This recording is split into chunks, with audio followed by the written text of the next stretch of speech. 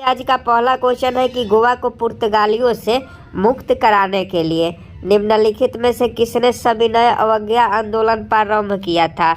एक का सही सही जवाब बताएं कि गोवा को पुर्तगालियों से मुक्त कराने के लिए निम्नलिखित में से किसने सविनय अवज्ञा आंदोलन प्रारंभ किया था। तो देखिए एक का अगर आप ऑप्शन सी राम मनोहर लोहिया बता रहे हैं तो आपका बिल्कुल सही जवाब है। राम मनोहर लोहिया ने गोवा को पुर्तगालियों से मुक्त कराने के लिए सविनय अवज्ञा आंदोलन की शुरुआत की थी। राम मनोहर लोहिया आपका बिल्कुल राइट आंसर हो जाएगा। नेक्स्ट प्रश्न 2 का सही सही जवाब बताएं। प्रांतीय स्वायत्तता किस एक्ट के द्वारा स्थापित हुई थी। 2 नंबर प्रश्न का फटाफट सही जवाब बताएं कि प्रांतीय स्वायत्तता किस एक्ट के द्वारा स्थापित की गई थी। तो देखिए 2 का अगर आप ऑप्शन है 1935 का एक्ट बता रहे हैं तो आपका बिल्कुल सही जवाब है। 1935 के अधिनियम के तहत प्रांतीय स्वायत्तता की जो है स्थापित की गई थी। तो 1935 का अधिनियम आपका बिल्कुल राइट आंसर हो जाएगा। नेक्स्ट प्रश्न 3 का सही सही जवाब बताएं। कार्नवालिस ने टीपू सुल्तान के विरुद्ध जो त्रिदलीय गुट बनाया था उसमें कौन शामिल था। फटाफट 3 का सही सही जवाब बताएं कि कार्नवालिस ने टीपू सुल्तान के विरुद्ध जो त्रिदलीय गुट बनाया था उसमें कौन शामिल था। तो देखिए उसमें अंग्रेज शामिल थे, निजाम शामिल थे और मराठा शामिल थे। तो इसका सही जवाब ऑप्शन ए हो जाएगा। तो देख लीजिएगा क्वेश्चन पूछा जाता है कि कार्नवालिस ने टीपू सुल्तान के विरुद्ध जो त्रिदलीय गुट बनाया था उसमें कौन शामिल थे। तो अंग्रेज शामिल थे, निजाम शामिल थे और मराठा शामिल थे। नेक्स्ट प्रश्न 4 का सही सही जवाब बताएं। सम्राट अकबर द्वारा निम्न में से किसको जरी कलम की उपाधि प्रदान की गई थी। फटाफट 4 का सही सही जवाब बताएं। सम्राट अकबर के द्वारा किसको जरी कलम की उपाधि प्रदान की गई थी। तो 4 का अगर आप मोहम्मद हुसैन बता रहे हैं तो आपका बिल्कुल राइट आंसर है। मोहम्मद हुसैन को अकबर ने जरी कलम की उपाधि प्रदान की थी। तो 4 का ऑप्शन ए आपका बिल्कुल राइट आंसर हो जाएगा। नेक्स्ट प्रश्न का सही सही जवाब बताएं कि निम्न में से किसने गुलरुखी उपनाम से अपनी कविताएं की रचना की। निम्न में से किसने गुलरुखी उपनाम से, आपको बताना है कि निम्न में से किसने गुलरुखी उपनाम से अपनी कविताएं की रचना की। तो देखिए इसमें से जो हो जाएगा इसका सही जवाब सिकंदर लोदी था। सिकंदर लोदी ने गुरुलिखी जो है वह किताब की रचनाएं की थी। तो इसका सही जवाब ऑप्शन सी सिकंदर लोदी बिल्कुल राइट आंसर हो जाएगा। नेक्स्ट प्रश्न 6 का सही सही जवाब बताएं। विजयनगर के राजा कृष्णदेव राय ने गोलकुंडा का युद्ध किस राजा के साथ लड़ा। फटाफट 6 का सही सही जवाब बताएं कि विजयनगर के राजा कृष्णदेव राय ने गोलकुंडा का युद्ध किस राजा के साथ लड़ा। तो देखिए 6 का अगर आप ऑप्शन में कुली कुतुब शाह बता रहे हैं तो आपका बिल्कुल सही जवाब है। विजयनगर के राजा कृष्णदेव राय ने गोलकुंडा का युद्ध कुली कुतुब शाह राजा के साथ लड़ा था। तो 6 का ऑप्शन में सही जवाब हो जाएगा। नेक्स्ट प्रश्न 7 का सही सही जवाब बताएं। गुर्जर प्रतिहार शासकों में से किसकी उपाधि आदि वराहा थी। फटाफट बताइएगा कि गुर्जर प्रतिहार शासकों में से किसकी उपाधि आदि वराहा थी। 7 का सही सही जवाब बताएं। तो देखिए 7 का अगर आप ऑप्शन सी मिहिर भोज बता रहे हैं तो आपका बिल्कुल सही जवाब है। मिहिर भोज का जो उपाधि था वह आदि वराहा था। तो इसका सही जवाब ऑप्शन सी हो जाएगा। क्वेश्चन पूछा जाता है कि गुर्जर प्रतिहार शासकों में से किसकी उपाधि आदि वराहा की थी। तो ये मिहिर भोज की उपाधि थी। नेक्स्ट प्रश्न 8 का सही सही जवाब बताएं। भारतीय गणित का उद्गम निम्न में से किसमें पाया जा सकता है। फटाफट 8 का सही सही जवाब बताएं कि भारतीय गणित का उद्गम निम्न में से किसमें पाया जा सकता है। तो देखिए ये 16 सूत्र में भारतीय गणित का जो उद्गम है वो पाया जाता है। तो 16 सूत्र आपका बिल्कुल राइट आंसर हो जाएगा। 8 का क्या हो जाएगा ऑप्शन सी बिल्कुल राइट आंसर हो जाएगा। 9 नंबर प्रश्न का सही सही जवाब बताएं कि निम्नलिखित अभिलेखों में से किस लेख में अशोक का नाम उल्लेखित है।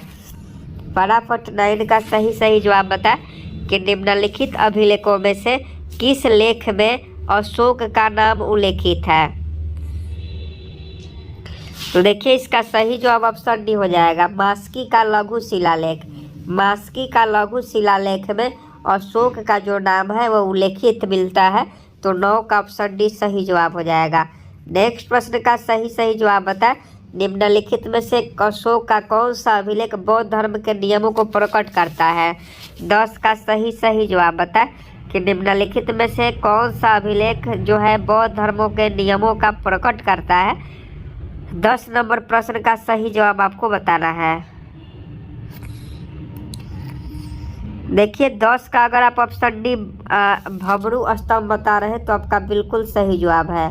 भबरू स्तंभ जो है वह बौद्ध धर्म के नियमों को प्रकट करता है। तो 10 का ऑप्शन डी आपका बिल्कुल राइट आंसर हो जाएगा। नेक्स्ट प्रश्न 11 का सही जवाब बता, इन पश्चिमी वाहिनी नदियों में से कौन दो पर्वत श्रेणियों के बीच बहती है। 11 का सही जवाब बता कि इन पश्चिमी वाहिनी नदियों में से कौन सा दो पर्वत श्रेणियों के बीच बहती है। तो 11 का अगर आप ऑप्शन बी नर्मदा नदी बता रहे हैं तो आपका बिल्कुल राइट आंसर हो जाएगा। नर्मदा नदी जो है वह दो पर्वत श्रेणियों के बीच बहती है। नेक्स्ट प्रश्न का सही जवाब बता, नागा अर्जुन सागर स्थित है। कतई जहर प्रश्न है और उम्मीद है कि आप सभी इस प्रश्न का सही जवाब दे पाएंगे। तो फटाफट बताइए कि नागा अर्जुन सागर बांध स्थित है। तो देखिए 12 का जो सही जवाब हो जाएगा ऑप्शन बी कृष्णा नदी पर हो जाएगा। नागा अर्जुन सागर बांध जो है कृष्णा नदी पर स्थित है। तो 12 का ऑप्शन बी सही जवाब हो जाएगा। 13 का सही जवाब बताए कि ग्रेट बैरियर रीफ कहाँ पर स्थित है। I am waiting for your answer कि ग्रेट बैरियर रीफ कहाँ पर स्थित है। क्वेश्चन पूछा जाता है तो फटाफट इस प्रश्न का सही जवाब बताएं कि ग्रेट बैरियर रीफ कहाँ पर स्थित है।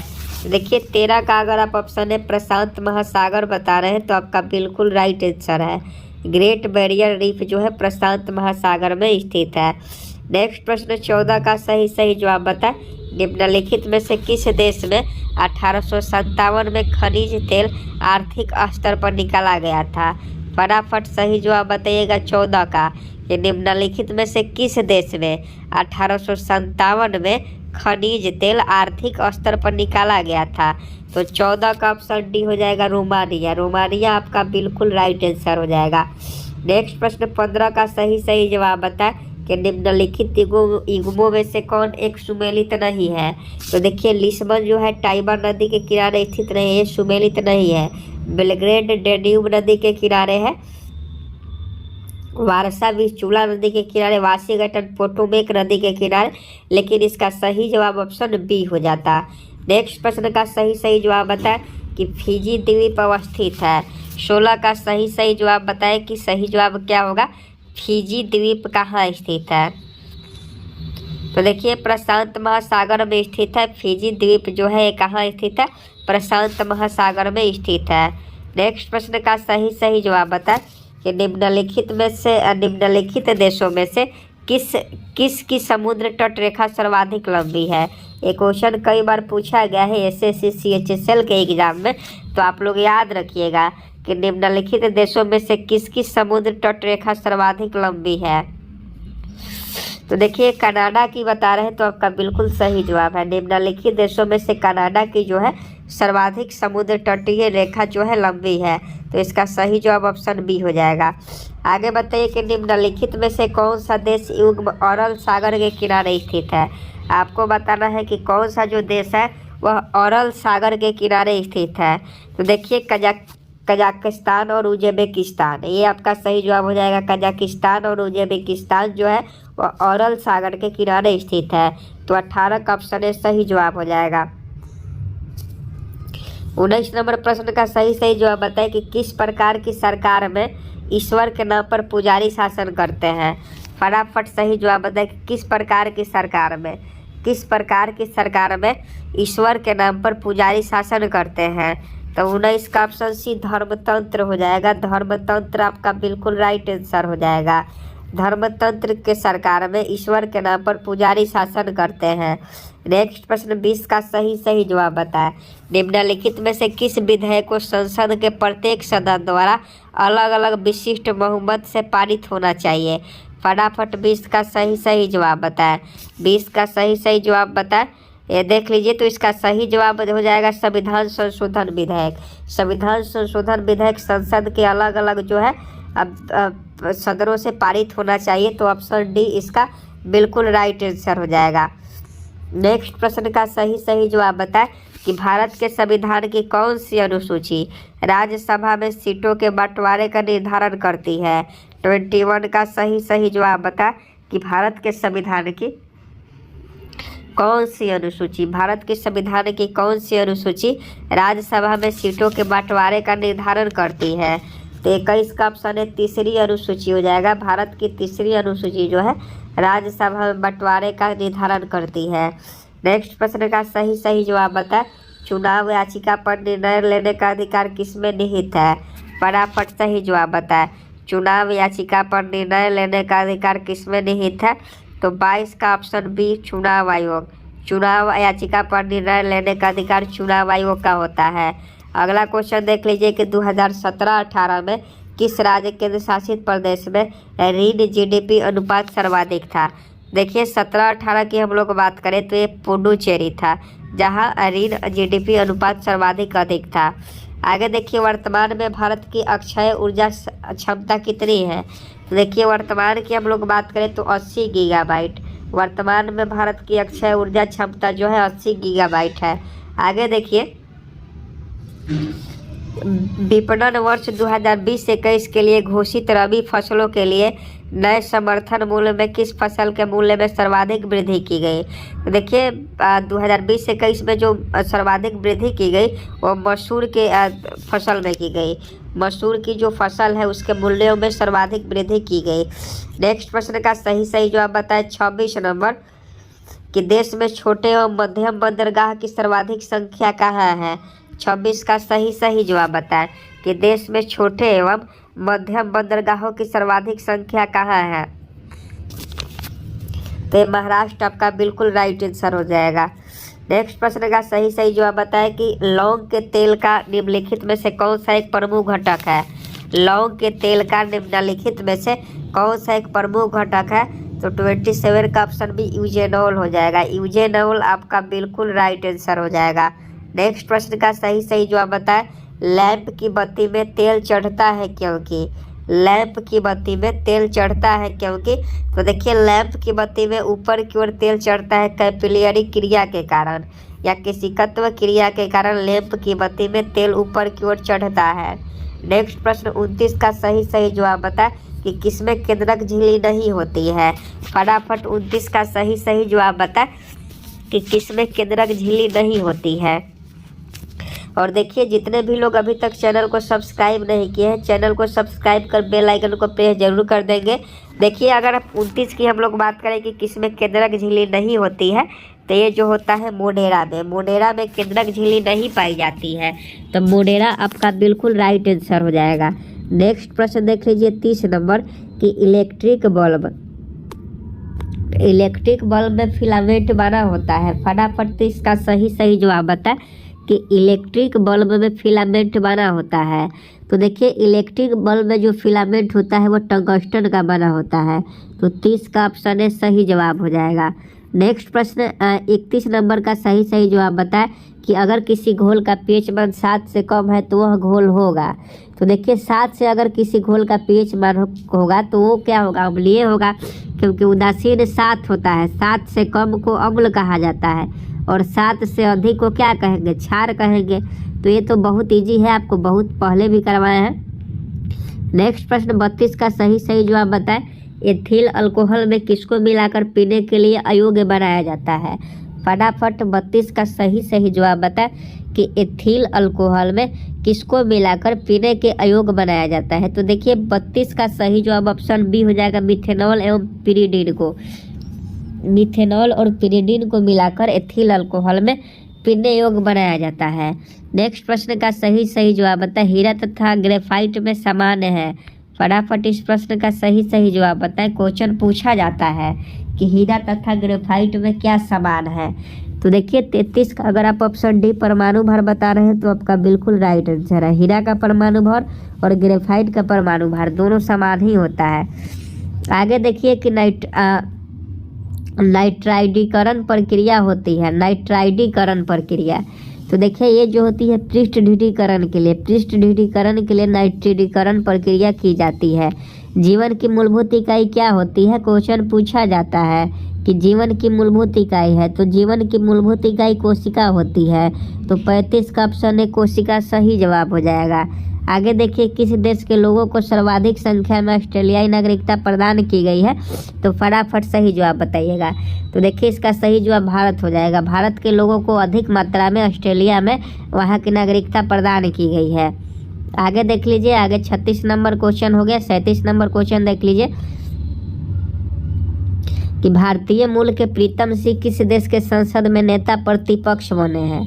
फटाफट बताइए कि भारतीय मूल के प्रीतम सिंह किस देश की संसद में नेता प्रतिपक्ष बने हैं? तो सिंगापुर में इसका सही जवाब हो जाएगा। अगला क्वेश्चन का सही जवाब बता कि हाल ही में किस देश ने चीन से रंगीन टेलीविजन के आयात पर रोक लगा दी? तो देखिए इसका सही जवाब ऑप्शन बी भारत हो जाएगा। इसीलिए एलईडी का जो दाम है वो बढ़ गया है। नेक्स्ट प्रश्न का सही जवाब बताए 39 नंबर। एक हालिया रिपोर्ट के अनुसार कितने प्रतिशत छात्र पैदल विद्यालय जाते हैं? तो ये क्वेश्चन पहले भी करवाए हैं, तो क्या हो जाएगा? तो इसका सही जवाब जो हो जाएगा 59.7%। नेक्स्ट प्रश्न का सही जवाब बताएं। अर्बन क्रूजर कार के लिए टोयोटा किर्लोस्कर मोटर्स ने किसे ब्रांड एम्बेसडर बनाया है? देखिए अर्बन क्रूजर कार के लिए टोयोटा किर्लोस्कर मोटर्स ने जो है इसका आयुष्मान खुराना को ब्रांड एम्बेसडर बनाया है। क्योटो प्रोटोकॉल किससे संबंधित है? क्वेश्चन पूछा जाता है, याद रखिएगा कि क्योटो प्रोटोकॉल किससे संबंधित है। तो देखिए ये जो है जलवायु परिवर्तन से है। क्योटो प्रोटोकॉल किससे संबंधित है? जलवायु परिवर्तन से है। प्रश्न देख लीजिए, निम्नलिखित राज्यों में से किसमें साइबेरियन सारस के लिए आदर्श प्राकृतिक निवास है? फटाफट सही जवाब बताइएगा कि निम्नलिखित राज्यों में से किसमें साइबेरियन सारस के लिए आदर्श प्राकृतिक निवास है? तो 43 का ऑप्शन अगर आप ये बता रहे हैं राजस्थान, तो आपका बिल्कुल राइट आंसर है। काजीरंगा किसके लिए प्रसिद्ध है? क्वेश्चन पूछा जाता है कि काजीरंगा किसके लिए प्रसिद्ध है? तो देखिए काजीरंगा जो है, काजीरंगा अभ्यारण्य वह एक सिंह के गैंडा के लिए प्रसिद्ध है। जिम कॉर्बेट राष्ट्रीय उद्यान अपना जल किस नदी से प्राप्त करता है? यह भी क्वेश्चन पूछा जाता है। तो देखिए जिम कॉर्बेट की अगर हम लोग बात करें तो ये जो अपना जल है वह आपको रामगंगा नदी से प्राप्त करता है। तो ऑप्शन बी सही जवाब हो जाएगा। आगे देखिए शेख निजामुद्दीन औलिया की दरगाह कहाँ स्थित है? 46 का सही जवाब बता कि शेख निजामुद्दीन औलिया की दरगाह कहाँ स्थित है? तो 46 का ऑप्शन सी दिल्ली में हो जाएगा। शेख निजामुद्दीन औलिया की दरगाह जो है दिल्ली में स्थित है। तो ऑप्शन सी दिल्ली आपका बिल्कुल राइट आंसर हो जाएगा। 47 नंबर का सही जवाब बताएं कि भारत का प्रथम जल न्यायालय कहाँ स्थापित किया गया है? तो देखिए इसका सही जवाब ऑप्शन ए मेवात में हो जाएगा। भारत का प्रथम जल न्यायालय जो है मेवात में स्थापित किया गया है। नेक्स्ट प्रश्न का सही जवाब बताइए 48 नंबर देख लीजिए कि एनसीसी की स्थापना कब की गई? तो सभी लोग जानते हैं नेशनल कैडेट कोर कहा जाता है। तो इसकी स्थापना जो है 1948 में की गई थी। शांति स्वरूप भटनागर पुरस्कार किस क्षेत्र में योग्यता प्रदर्शित करने हेतु दिया जाता है? तो देखिए शांति स्वरूप जो भटनागर पुरस्कार है वह आपका विज्ञान एवं प्रौद्योगिकी के क्षेत्र में दिया जाता है, साइंस एवं टेक्नोलॉजी के क्षेत्र में। आज का लास्ट प्रश्न है, सभी लोग कमेंट बॉक्स में बताएंगे। होमवर्क का क्वेश्चन है कि भारत में सर्वप्रथम सौर तालाब का विकास कहाँ किया गया?